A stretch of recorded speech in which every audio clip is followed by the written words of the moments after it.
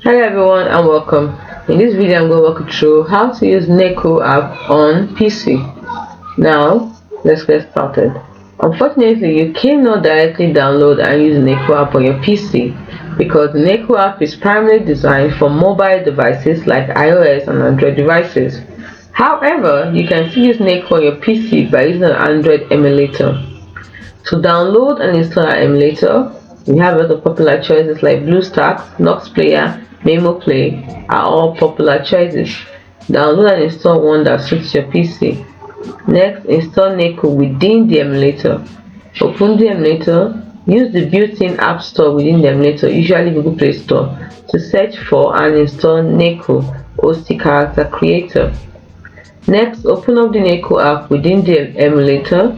Use your mouse and keyboard to navigate and create your characters.